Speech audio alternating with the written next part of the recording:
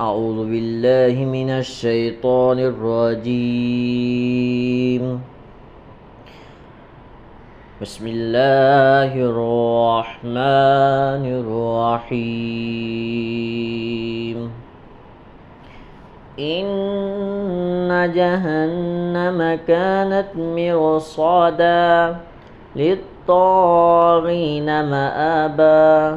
لابثین فیہا احقابا لا يذوقون فيها بردا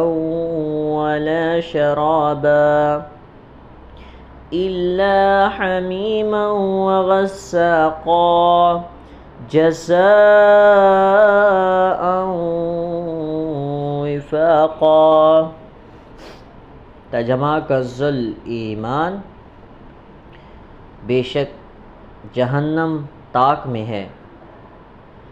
سرکشوں کا ٹھکانہ، اس میں کرنوں رہیں گے، اس میں کسی طرح کی ٹھنڈک کا مزہ نہ پائیں گے اور نہ کچھ پینے کو مگر کھولتا پانی اور دوزخیوں کا جلتا پیپ، جیسے کو تیسا بدلہ۔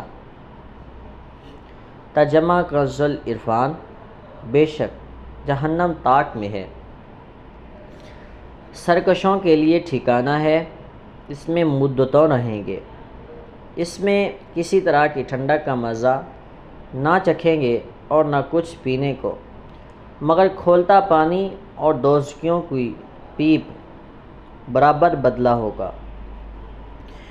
ان جہنم کانت مرصادا، بے شک جہنم تاک میں ہے، اس کا ایک معنی یہ ہے کہ جہنم کافروں کی منتظر اور ان کی طلبگار ہے۔ دوسرا معنی یہ ہے کہ جہنم کے فرشتے کفار کے انتظار میں ہیں۔ تیسرا معنی یہ ہے کہ جہنم ایک گزرگاہ ہے اور کوئی بھی اس پر سے گزرے بغیر جنت تک نہیں پہنچ سکتا۔ للطاغین مآبا، سرکشوں کے لیے ٹھکانہ ہے۔ اس آیت اور اس کے بعد والی 3 آیات کا خلاصہ یہ ہے کہ جہنم کفار اور مشرکین کا ٹھکانہ ہے، لہٰذا وہ اس میں داخل ہوں گے اور اس میں نہ ختم ہونے والی مدت تک، یعنی ہمیشہ ہمیشہ کے لیے رہیں گے، اور جہنم میں ان کا حال یہ ہوگا کہ وہ اس میں کسی طرح کی ایسی ٹھنڈک محسوس نہ کریں گے جس سے انہیں راحت نصیب ہو اور جہنم کی گرمی سے سکون ملے، اور نہ جہنم کے کھولتے ہوئے پانی اور جہنمیوں کی پیپ کے علاوہ انہیں کچھ پینے کو ملے گا۔ یاد رہے کہ جو مسلمان اپنے گناہوں کی سزا پانے جہنم میں جائیں گے، انہیں ہمیشہ کے لیے جہنم میں نہیں رکھا جائے گا،